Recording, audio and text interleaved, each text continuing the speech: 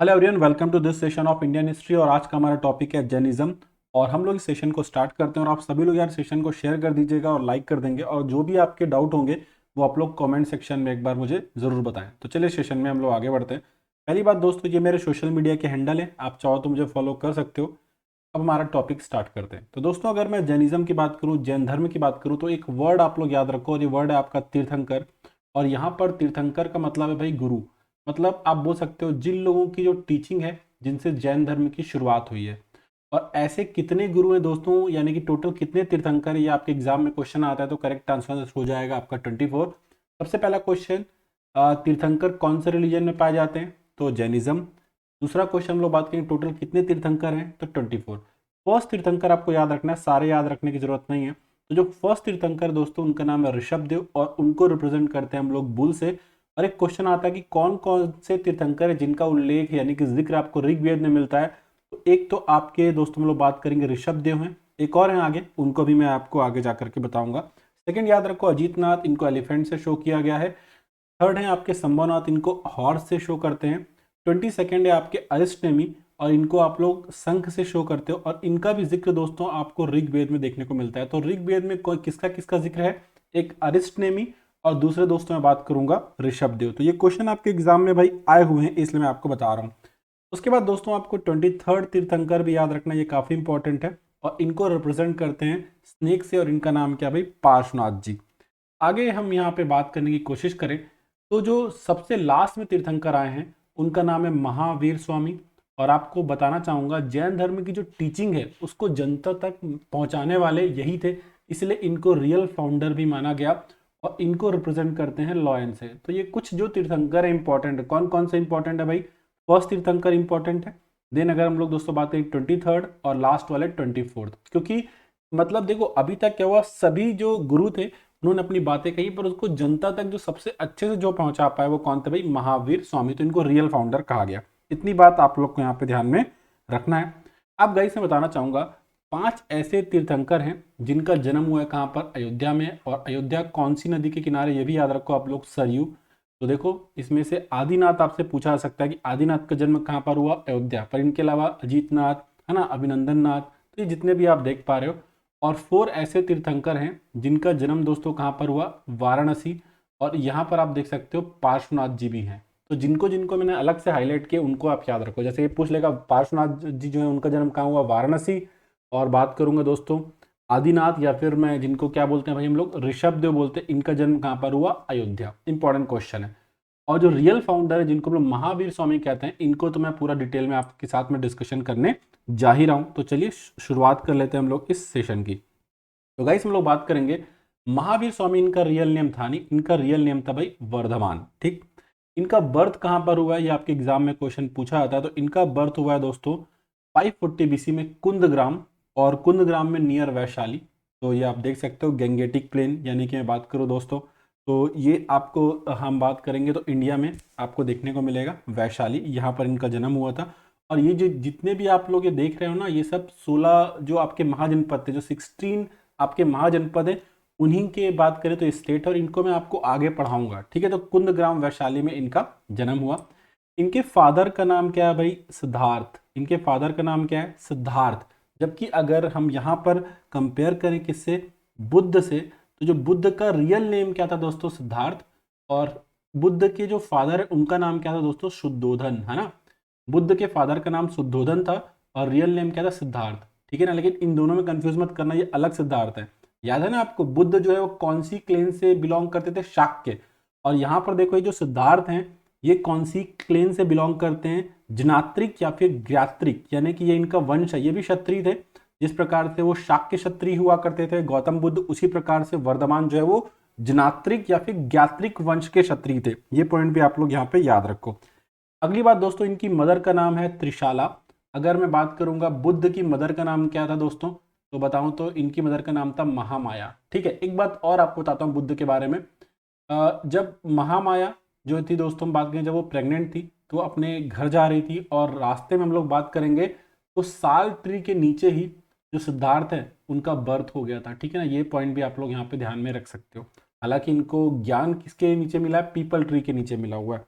चलिए अगली बात दोस्तों हम लोग बात करने की कोशिश करें तो याद रखो ये जनात्रिक लिखा रहेगा या फिर इसी की जगह पे ये ज्ञात्रिक लिखा रहेगा, तो कंफ्यूज मत होना, ये इनका क्लेन है, ये इनका वंश है। फर्दर बात करते हैं। इनकी वाइफ का नाम यशोदा है, और अगर दोस्तों मैं बुद्ध की बात करूं तो बुद्ध की वाइफ का नाम था यशोधरा। ठीक। इनकी डॉटर का नाम है अनुजा या फिर प्रियदर्शना, और बुद्ध के बेटे का नाम क्या था दोस्तों, राहुल। अब अगर हम बात करें दोस्तों तो इनका जो सन इन लॉ था ये बड़ा इंपॉर्टेंट है, क्योंकि यही इनका क्या था, पहला शिष्य बना, और इसका नाम क्या है, जमाली। तो आप ऐसे याद कर सकते हो, इनका जो जमाई था वो जमाली था, ऐसे याद कर लो। तो जमाली इनका पहला शिष्य था, और ये बहुत बार पूछा जा चुका है कि जमाली किसका शिष्य था। तो आप बोल सकते हो भाई महावीर स्वामी का, ठीक है ना, या फिर आप ऐसा बोल सकते हो कि ये इनका क्या है भाई, सन इन लॉ भी था, ठीक है ना। तो जो वर्धमान थे वही आगे चल करके क्या बनेंगे, महावीर स्वामी। ठीक। अब इनको जो टाइटल महावीर स्वामी मिला है, ये इनको दोस्तों किसने दिया था, ये टाइटल इनको लोगों ने दिया था, ये बात भी आप लोग ध्यान में रख लेना। अगली बात करते हैं दोस्तों, तो जो बुद्ध थे उन्होंने घर को छोड़ा था एट द एज ऑफ 29, और इन्होंने अपने घर को छोड़ा एट द एज ऑफ 30। और याद रखो गौतम बुद्ध की जो हम लोग बात करेंगे, जब उन्होंने घर को छोड़ करके संन्यास को ग्रहण किया था तो वो महाभिनिष्क्रमण कहा गया था, है ना, ये भी बात आपको याद होगी। फिलहाल हम लोग बात करेंगे, इन्होंने घर को छोड़ा था एट द एज ऑफ 30। उसके बाद दोस्तों ये 12 साल तक एक वंडरिंग संत थे जो ज्ञान की तलाश में भटक रहे थे, तो ये बात भी आप लोग यहाँ पे ध्यान में रख सकते हो। और जब इनकी एज होती है 42, तो हम बात करेंगे दोस्तों रिजु, यहाँ पे आप देख सकते हो रिजु पालिक रिवर, जिसका एक और नाम है दोस्तों, इसको रिजु कला के नाम से भी जानते हैं। अगर आपके एग्जाम में क्वेश्चन आ जाए तो पता होना चाहिए, रिजु पालिक या फिर रिजु कला नदी के किनारे। और एक कौन से पेड़ के नीचे बैठे थे, साल ट्री, जबकि बुद्ध कौन से पेड़ के नीचे बैठे थे, पीपल ट्री। हालांकि बुद्ध का जन्म हुआ था दोस्तों कौन से पेड़ के नीचे, साल ट्री। आई होप आपको क्लियर हो रहा होगा। तो एक प्लेस है दोस्तों जंबिका ग्राम, और ये भी वैशाली में है। तो यहाँ पर रिजु पालिक नदी के किनारे साल ट्री के नीचे इनको क्या मिला था, ज्ञान मिला था। ये पॉइंट भी आपको ध्यान में रख लेना है। तो दोस्तों जिस व्यक्ति को ज्ञान मिल जाए यानी कि परफेक्ट नॉलेज हो जाए, उसको बोला गया है कैवल्य। तो एक और क्वेश्चन आता है, कैवल्य का रिलेशन कौन से धर्म से, तो करेक्ट आंसर हो जाएगा जैनिज्म। जिसको ज्ञान मिल चुका हो उसको बोलते हैं, उसको क्या बोलते हैं, उसको बोलेंगे कैवलीन। फिर से बताता हूं, देखो परफेक्ट नॉलेज को क्या कहा गया, कैवल्य। फिर से मैं यहाँ पे लिख देता हूं, just a second. Perfect knowledge को कहा गया है कैवल्य, ठीक है ना। और जो व्यक्ति इस कैवल्य को अचीव कर ले उसको क्या कहेंगे, उसको भी तो कुछ कहेंगे ना, उसको कहा गया दोस्तों कैवलीन। उसको क्या कहा गया, कैवलीन।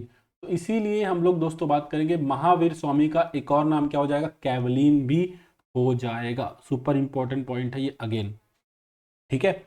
अब दोस्तों बात करेंगे महावीर स्वामी को हम लोग एक और नाम से जानते हैं, इनको जीर्ण के नाम से भी जानते हैं।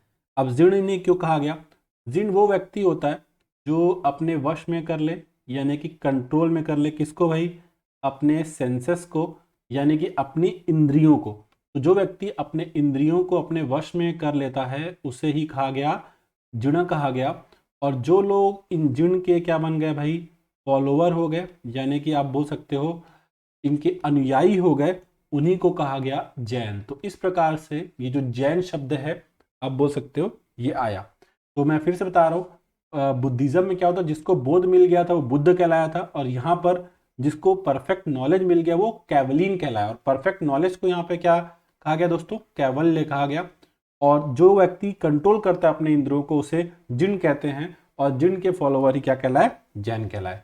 अब बात करते हैं दोस्तों 5 कार्डिनल ट्रूथ की, 5 परम सत्य आप बोल सकते हो, या फिर आप बोल सकते हो यहाँ पे पंच सिद्धांत भी बोल सकते हो। कौन से धर्म के, जैनिज्म के। ये आपको याद रखने हैं। उसको याद रखने का तरीका भी है भाई, साब। बस याद रखो साब में ए कितनी बार है, 3 बार, साब, ठीक है। ये आपका ट्रिक हो जाएगा। देखो यहाँ पे एस, ट्रिपल ए और बी। तो सत्य अहिंसा का मतलब आप लोग समझ ही रहे हो, ट्रुथ एंड नॉन वायलेंस, ठीक है। और अगला बात करते हैं दोस्तों अस्तेय। अस्तेय का मतलब होता है कि भाई डू नॉट स्टील, या फिर मैं बोल सकता हूँ डू नॉट हाइड। आपको कोई चीज़ चुराना नहीं है, या फिर आपको कोई चीज़ छुपाना नहीं है, ठीक है ना। अस्तेय का मतलब होता है। एक होता है आपरिग्रह। आपरिग्रह का मतलब होता है कि आपको किसी भी प्रकार की प्रॉपर्टी नहीं बनाना है, डू नॉट होल्ड प्रॉपर्टी। आपको किसी प्रकार की संपत्ति का अर्जन नहीं करना है, ये हो जाएगा आपरिग्रह। और ब्रह्मचर्य तो आप लोग समझते ही हैं। तो दोस्तों यहाँ पर मैं एक बात बताना चाहूँगा कि जो स्टार्टिंग के ये 4 जो आपको ट्रूथ दिख रहे हैं ना, ये दिए थे किसने? ये जो 23rd तीर्थंकर थे। और 23rd तीर्थंकर कौन थे भाई? पार्श्वनाथ जी। और जो लास्ट वाला है वो ऐड किया था किसने? 24th तीर्थंकर यानी कि महावीर स्वामी ने। ठीक है, तो ये पांचों मिला करके बन जाते हैं 5 कार्डिनल ट्रूथ ऑफ जैनिज्म। तो स्टार्टिंग के 4 बाई पार्श्वनाथ और लास्ट वाला बात करेंगे तो महावीर स्वामी। आई थिंक दोस्तों यहां तक पॉइंट एकदम क्लियर हो जाना चाहिए। अब देखो, अब ये जो 5 कार्डिनल पॉइंट्स हैं इनको पूरी तरीके से बहुत ही कठोरता से फॉलो करेंगे कौन? मॉन्क लोग, यानी कि हम बात करेंगे भिक्षु लोग। ठीक है ना, मॉन्क यानी कि मैं बात करूंगा जो भिक्षु होंगे उनको बहुत ही कड़ाई से इसको फॉलो करना है। तो जो भिक्षु जिसको फॉलो करेंगे उस चीज को बोलेंगे पंच महाव्रत। महा मतलब समझ रहे हो, बड़ा, बहुत ही ग्रेट। पंच महाव्रत, पंच मतलब 5, ये 5, और बड़ा मतलब आप बोल सकते हो महाव्रत। ठीक है ना। पर जो कॉमन पीपल है, जैसे कि अपने जो फ्रेंड होते हैं, जो दोस्त होते हैं, वो कॉमन पीपल हुए ना जैन धर्म में, है ना। मान लो मेरे एक फ्रेंड का नाम है कुशल कोठारी, वो मेरा एक नॉर्मल दोस्त हुआ, है ना, वो मॉन्ग थोड़ी है। तो वो जो चीज फॉलो करता है उसको क्या बोलेंगे भाई? वो बोलेंगे उसको पंच अनुव्रत। एक क्वेश्चन आएगा, अनुव्रत और महाव्रत का रिलेशन कौन से धर्म से है? तो अगेन आंसर हो जाएगा आपका जैनिज्म। अब यहां पर दोस्तों मैं आप लोगों से बता करूंगा 5 कार्डिनल जो ट्रूथ है उनमें से चौथे और पांचवे, 4th और 5th वाले में हम लोग बात करेंगे। तो क्या हुआ भाई, जो कॉमन लोग हैं उनको क्या किया गया भाई? उनको इसमें एक्सेप्शन दिया गया। क्यों? क्योंकि भाई साहब अगर वो प्रॉपर्टी होल्ड नहीं करेंगे तो कैसे रह पाएंगे? अगर वो ब्रह्मचर्य को फॉलो करते रहेंगे तो बात करेंगे उनका जनरेशन कैसे आगे बढ़ेगा। तो बात करेंगे तो ये पांचों के पांचों बहुत ही टाइटली फॉलो करते हैं कौन? मॉन्क। और स्टार्टिंग के जो 3 होते हैं वो कौन फॉलो करते हैं भाई? नॉर्मल जो जैन लोग होते हैं। लास्ट के 2 में दोस्तों लोग बात करेंगे तो ढिलाई दे दी गई है नॉर्मल लोगों के लिए। तो आपके एग्जाम का क्वेश्चन है महाव्रत और अनुव्रत का संबंध कौन से रिलीजन से है? तो करेक्ट आंसर हो जाएगा जैनिज्म। अब महावीर स्वामी के 3 रत्न क्या थे? उन्होंने बोला कि हमेशा हमारा सम्यक दर्शन होना चाहिए। सम्यक मतलब होता है करेक्ट, यानी कि राइट थॉट होना चाहिए, सोच हमारे सही होना चाहिए। दूसरा उन्होंने बोला सम्यक ज्ञान, यानी कि हमको जो भी नॉलेज हो सही नॉलेज होना चाहिए। और सम्यक कर्म या फिर सम्यक आचरण मतलब हम जो भी कर रहे हैं हमारा एक्शन सही होना चाहिए। अगर ये 3 चीजें हम लोग फॉलो करते हैं तो नॉर्मली हमको कभी भी किसी चीज का पछतावा भी नहीं होगा। एक क्वेश्चन आता है दोस्तों, श्यादवाद का रिलेशन जो है वो कौन से धर्म से है? देखो, श्यादवाद की जो फिलोसफी सबसे पहले समझो किसने दी है? तो ये दी थी महावीर स्वामी ने। और श्यादवाद को ही कहा गया अनेकांतवाद। अनेक मतलब आप बोल सकते हो बहुत सारे, अनेकांतवाद या फिर सप्तभंगनिया भी इसे कहा गया। पर इसको अगर मैं बात करूं, यहां पर बात करते हैं किसी भी क्वेश्चन का बहुत सारे आंसर हो सकते हैं, यानी कि no question has a perfect answer, यानी कि मैनी साइडनेस के बारे में बात करता है। मान लो मैं आपसे पूछता हूं कि भाई जो डॉग होते हैं उनके बारे में आपके क्या विचार है? तो कुछ लोग बोलेंगे भाई बहुत अच्छे हैं, है ना। और कुछ खतरनाक से लोग हो जाएंगे जो उनके बारे में कुछ और ज्यादा बोलने लगेंगे। तो बात समझ पा रहे हो? मतलब किसी भी चीज के बहुत ही कई आंसर आपको देखने को मिल सकते हैं। ये मैं आपको सिंपल लैंग्वेज में बताने की कोशिश कर रहा था। अगली बात, जैन धर्म में दोस्तों जैन संघ वही ग्रुप ऑफ मॉन्क कहाँ पर बनाया गया? पावापुरी। आज की डेट में कहाँ पर है? बिहार। और अगर दोस्तों मैं बात करूंगा बौद्ध संघ के बारे में, तो बौद्ध संघ कहाँ पे बनाया गया था? याद करो, सारनाथ। सारनाथ है ना, सारनाथ याद रखना है। इनकी डेथ दोस्तों कहाँ पर हुई? वहीं पर पावापुरी में ही हुई। और इसको कहा गया परिनिर्वाण। जबकि जो बुद्ध हैं उनकी डेथ हुई थी कुशीनगर और उसे कहा गया था महापरिनिर्वाण। याद आ रहा होगा आप लोग को, तो कंफ्यूज नहीं होना है, मैं बार बार आप लोग को इसलिए कंपेयर कर करके बताता जा रहा हूँ। आगे चल करके दोस्तों हम लोग बात करेंगे जो जैन धर्म है वो 2 पार्ट्स में डिवाइड होता है। वो लोग जो नेकेड होते हैं वो कहलाते हैं दिगंबर। ज़्यादातर दोस्तों हम लोग बात करेंगे तो पॉपुलेशन इन्हीं लोग की ज़्यादा आपको देखने को मिलेगी। पॉपुलेशन इन्हीं की आप बोल सकते हो मोर है आज की डेट में दिगंबर लोगों की। और लेस पॉपुलेशन होती है श्वेतांबर। श्वेतांबर कौन है? जो सफ़ेद कपड़े धारण करते हैं, आप लोग देखे होंगे। तो जैन धर्म में कितने भागों में डिवाइड है भाई? दिगंबर और दूसरा कौन सा है? श्वेतांबर। इसके बारे में भी बहुत सारी स्टोरीज हैं, पर मैं आप लोग को बताऊं तो आपको उस स्टोरीज की बिल्कुल भी नीड नहीं है। ठीक है ना, इसलिए मैं वो स्टोरी आपको नहीं बता रहा हूं, क्योंकि मैंने बहुत सारे पेपर का एनालिसिस किया तो आपसे पूछा ही नहीं जाता। आपसे क्वेश्चन आएगा दिगंबर और श्वेतांबर का रिलेशन कौन से धर्म से है? तो आप लोग याद रखो जैनिज्म, है ना। और अगर मैं बात करूं, फिर भी अगर आप जानना चाहो तो आप लोग बता देना, है ना। क्योंकि मैंने एक बार बताया था स्टोरी भद्र बाहु और स्थूल बाहु की। ठीक है ना, तो खैर हम लोग अभी उस पर नहीं जा रहे। तो हम लोग आप अभी इतना समझ लेते हैं कि दिगंबर और श्वेतांबर। दिगंबर कौन है? जो नेकेड रहते हैं। श्वेतांबर जो श्वेत यानी कि वाइट कपड़े धारण करते हैं। अब दोस्तों यहाँ पर एक और बात याद रखो, जैन धर्म जो है ना, एक पॉइंट में यहाँ पे लिख दे रहा हूँ, ये फॉलो करता है किसको? एक्सट्रीम पाथ ऑफ अहिंसा को। एक्सट्रीम पाथ ऑफ अहिंसा मतलब दोस्तों मैं बात करूंगा, ये लोग बोलते हैं कि हर चीज में आत्मा है, एवरीथिंग हैज सोल, मतलब हर चीज में आत्मा है, कोई भी जो निर्जीव चीज है उसमें भी आत्मा है, तो किसी प्रकार की हिंसा नहीं करना है। इसी कारण हम लोग बात करेंगे तो बहुत बड़े बड़े जो राजाओं हैं आप देख सकते हो, उन्होंने जैन धर्म को ज़्यादा अपनाया नहीं है, ठीक है ना। अब आप कुछ लोग बोलेंगे कि सर आगे चल करके जो चंद्रगुप्त मौर्य है उसने अपनाया, तो भाई उसने जब अपनाया था तो वो राष्ट्रपाट जो त्याग कर चुका था, ये भी बात आप लोग को याद रहेगी, ठीक है ना। अगली बात दोस्तों, जैनों में एक ट्रेडिशन होता है जिसको बोलते हैं सलाखना या फिर संथारा। ये एक ऑर्थोडॉक्स जैन ट्रेडिशन है जिसमें आप तब तक फास्टिंग करते हो, व्रत रखते हो जब तक कि आपकी डेथ ना हो जाए। और चंद्रगुप्त मौर्य ने भी दोस्तों हम बात करेंगे तो संथारा परफॉर्म किया था, ये बात भी आपको ध्यान में रख लेना है भाई। तो संथारा या फिर सलाखना क्या है? तब तक आप फास्ट रखते हो जब तक कि आपकी डेथ ना हो जाए। अब दोस्तों जैन काउंसिल, अब मैंने बात किया था बुद्धिज्म में काउंसिल कराई थी तो बहुत इंपॉर्टेंट, पर जैन काउंसिल उतनी इंपॉर्टेंट है नहीं। ठीक, अब मेरी बात सुनो, जैन लिटरेचर को एक साथ क्या बोलते हैं? ये क्वेश्चन बहुत एग्जाम में आता है। तो जैन लिटरेचर को एक साथ बोलते हैं आगम, और इनकी लैंग्वेज दोस्तों क्या थी? बात करें तो प्राकृत। या फिर मैं बात करूं जो महावीर स्वामी हैं उन्होंने अपने उपदेश कौन सी लैंग्वेज में दिए थे? तो आंसर हो जाएगा प्राकृत, संस्कृत का ये एक रूप है। और गौतम बुद्ध ने कौन सी लैंग्वेज में दिए? तो करेक्ट आंसर हो जाएगा पाली। ठीक, अब बात करें दोस्तों जैन काउंसिल के बारे में, तो फर्स्ट काउंसिल कभी होती है? 300 बीसी में होती है।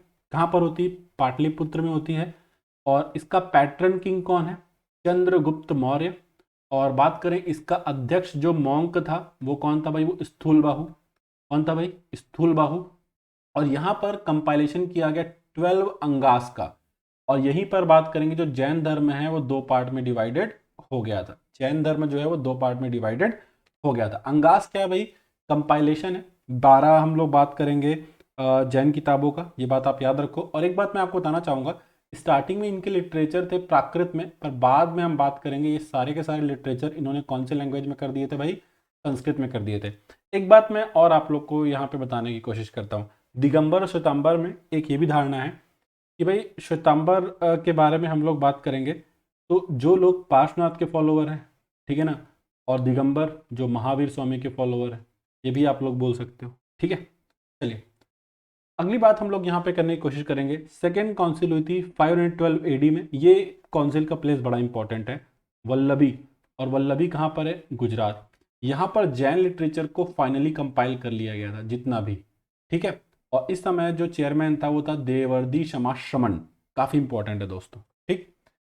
ये काफ़ी इंपॉर्टेंट चीज़ें हैं जो मैं आप लोग को बता रहा हूँ, बहुत ध्यान से अगर आप लोग इसको सुनोगे और उसके बाद तुरंत जा करके आप क्या करोगे भाई, लेक्चर्स के बाद आप क्वेश्चन करोगे तो आपके बन जाएंगे। अगला, ये बहुत ही फेमस टेम्पल है भाई। ये कौन सा टेम्पल है आप लोग समझ चुके होंगे दोस्तों। सबसे पहले तो इस टेम्पल का मैं नाम लिख देता हूँ। इस टेम्पल का नाम है Dilwara. Super important question, Dilwara temple. बात करें दोस्तों ये किसका बना हुआ है, ये भी एसएससी का क्वेश्चन है। तो ये बना हुआ दिख ही रहा है आप लोग को, वाइट मार्बल से, वाइट मार्बल से। और ये किसका है भाई? तो ये जो फर्स्ट तीर्थंकर थे, यानी कि हम बात करेंगे ऋषभ देव जी के लिए बनाया गया है। ये भी आप लोग यहाँ पे याद रख सको। ये कहाँ पर है? Super important question. ये आपको दिखेगा माउंट आबू। और माउंट आबू कहाँ पर मिलेगा आपको? राजस्थान में। इसकी बनाने की शुरुआत 1031 में की थी किसने? जो सोलंकी राजपूत होंगे, आगे जा करके मैं आपको पढ़ाऊंगा, उनका एक मंत्री था विमल शाह, उसने दोस्तों बात करेंगे इसकी शुरुआत की थी। और आगे चल करके इसमें और भी इस एरिया में मंदिर बनवा दिए थे किसने? तेजपाल और वास्तुपाल ने। तेजपाल और वास्तुपाल, तो ये नाम भी आप लोग ध्यान में रख सकते हो। पर एग्जाम में जब क्वेश्चन आते हैं तो करेक्ट आंसर होता है कि दिलवाड़ा टेम्पल को बनवाया था किसने? विमल शाह ने, जो कि सोलंकी राजपूतों का क्या हुआ करता था भाई? मंत्री हुआ करता था। तो यहाँ पे टोटल आपको 5 टेम्पल दिखेंगे, ठीक है ना। तो जिसमें से बाद के जो टेम्पल है तेजपाल और वास्तुपाल ने बनाया। और इसी माउंट आबू में ही दोस्तों हम बात करेंगे, आपको देखने को मिलेगी एक नक्की लेक। और इसी लेक में महात्मा गांधी की जो अस्थियां हैं उनका विसर्जन भी किया गया है। तो ये बात भी आप लोग यहाँ पे ध्यान में रख सकते हो। एक क्वेश्चन में कई चीज़ें हम लोग यहाँ पर डिस्कशन कर लेते हैं। अगला दोस्तों ये आप देख पा रहे हो, ये भी आपको व्हाइट मार्बल से दिख रहा है। ये है आपका रणकपुर टेम्पल। यहाँ पे लिख देता हूँ रणकपुर टेम्पल। और ये भी क्या है भाई, जैन धर्म के लिए है। और ये किसके लिए भाई, अगेन मैं यहाँ पे लिखता हूँ, ये भी है स्वस्थ तीर्थंकर, यानी कि हम बात करेंगे ऋषभ देव जी के लिए। और अगली बात करें, ये आज की डेट में कहाँ पर है, राजस्थान में एक जगह है रणकपुर, और ये कहाँ पर है, पाली। तो पाली राजस्थान में यहाँ पे लिख देता हूँ, पाली राजस्थान में आपको देखने को मिलेगा। इसको बनाने में सहायता किसने की थी, सहायता की थी, फंड भी दिया था राणा कुंभा ने, राणा कुंभा ने। और इसको बनाने वाले जो व्यापारी हुआ करते थे उनका नाम क्या था भाई, तो उस व्यक्ति का नाम था धरणा शाह, धरणा शाह। अभी तक आपके एग्जाम में क्वेश्चन आया कि रणकपुर टेम्पल कहाँ पर है, तो करेक्ट आंसर हो जाएगा भाई राजस्थान। जितनी बातें मैं गाइस आप लोग के साथ में डिस्कशन कर रहा हूँ, अगर ये सब आप लोग डिस्कशन करते जाओगे तो आपको कभी भी कोई डाउट नहीं आने वाला। तो इतना कुछ था, हम बात करेंगे जैनिज्म में। अब एक क्वेश्चन आएगा जीवक चिंतामणि, जो कि बात करेंगे हम बात करें एक तमिल लिटरेचर है, ये कौन से धर्म के ऊपर है, तो करेक्ट आंसर हो जाएगा जैनिज्म। अगला बात करेंगे जितने भी ओवरऑल जो सेक्रेड बुक हैं, जो लिटरेचर हैं जैन धर्म की, उनको क्या बोलते हैं, अंगास, अभी मैंने आपको बताया। ठीक, कल्पसूत्र दोस्तों जिस व्यक्ति ने लिखी थी उसका नाम था भद्रबाहु, उसका नाम भी याद रखो, क्या नाम था, भद्रबाहु। अच्छा, संस्कृत में सारे के सारे जैन लिटरेचर बाद में संस्कृत में कर दिए गए थे। तो जो कल्पसूत्र है ये एक जैन टेस्ट है, जिसमें दोस्तों बायोग्राफी लिखी गई किसकी, जैन तीर्थंकर की, ठीक है ना। और सबसे ज़्यादा किसकी बात करेंगे, तो जो 23rd थे पार्श्वनाथ और 24th महावीर स्वामी। अगली बात करेंगे जो टीचिंग है महावीर स्वामी जी की, है ना, उनको दोस्तों फाइनली कंपाइल कर लिया गया था कहाँ पर, जो सेकेंड जैन काउंसिल हुई थी, बात करेंगे वल्लभी गुजरात में। देन और कुछ बात देखते हैं दोस्तों, बुद्धिज्म से रिलेटेड कुछ बुक है, शिल्पद्दिकारम और मणि मेखलई। सीधा क्वेश्चन आएगा, शिल्पद्दिकारम और मणि मेखलई जो तमिल लिटरेचर है किससे रिलेटेड, बुद्धिज्म। और आप लोग मुझे कमेंट में बताओगे कि शिल्पद्दिकारम और मणि मेखलई के ऑथर कौन है। ठीक, मठ दोस्तों वो जगह जहाँ पे बुद्धिज्म में जो बात करें जो लोग हैं प्रेयर करते हैं उसको क्या बोलते हैं, चैत्य बोलते हैं, बताया था। अजंता और एलोरा, ये जो बात करें दोस्तों तो इसमें केव्स किसको बिलोंग करती है, ये मैं आपको आगे पढ़ाऊंगा, पर फिलहाल अगर हम यहाँ पे बात करने की कोशिश करें, अजंता जो है दोस्तों पूरी तरीके से बुद्धिज़्म को बिलोंग करता है। एलोरा के बारे में बात करें तो ये बुद्धिज़्म, जैनिज़्म, हिंदुज़्म तीनों को बिलोंग करेगा। और ये दोनों ही केव्स कहाँ पर है, ये महाराष्ट्र में। और महाराष्ट्र में जिस शहर में थी उसका नाम क्या है दोस्तों, संभाजी नगर, ये सुनो, जिसका पुराना नाम क्या था, औरंगाबाद। देन हम बात करते हैं दोस्तों, जो बुद्धिज़्म को तिब्बत में कौन स्प्रेड करके आए थे, तो करेक्ट आंसर हो जाएगा पद्मसंभव। ये भी आपके एग्जाम में आया हुआ क्वेश्चन है। बुद्धिज़्म दोस्तों नेपाल में फैला किसके समय में, किंग अशोका। आगे आएंगे आपको अशोका, मैं आपको पढ़ाऊंगा, ठीक। देन बात करेंगे दोस्तों, जो क्षत्रिय हैं वो बुद्धा के टाइम में उनको क्या कहा जाता था, खतियास के नाम से भी जाना जाता था। तो ये पॉइंट भी आप लोग यहाँ पे ध्यान में रख सकते हो। जो पहली बार मेटल कॉइन इंडिया में इस्तेमाल किए गए थे उसको मैंने आपको बताया था ना फर्स्ट लेक्चर में, पंचमार्क या फिर आहत, या फिर मैं दोस्तों बात करूंगा तो पंचमार्क कॉइन भी मैंने उसको बोला था, उसको आहत भी बोला था, एज ऑफ बुद्धा, याद होगा आप लोग को, इमेज भी मैंने दिखाई थी। यवनिका यानी कि जो कर्टन है, ये हमारे इंडियन थिएटर में स्टार्ट किए थे किन लोगों ने, ग्रीक यानी कि यूनानी, ठीक है। अगली बात करेंगे बुद्धिस्ट जो टेक्स्ट है दोस्तों, जहाँ पर बात करेंगे जो बुद्धिस्ट टेक्स्ट के बारे में हम लोग बात करेंगे, ये अशोक के इंस्क्रिप्शन में है। बुद्धिस्ट टेक्स्ट जो है बहुत सारे अशोक के इंस्क्रिप्शन में है, और ज़्यादातर कौन से इंस्क्रिप्शन में, तो ये इंस्क्रिप्शन का नाम याद रखो, भाब्रू इंस्क्रिप्शन, भाब्रू, ठीक है। तो ये कुछ पॉइंट है दोस्तों, आई होप आप लोग को सेशन अच्छा लगा होगा। तो सारे लोग यार सेशन को शेयर कर दीजिएगा। Thanks for watching.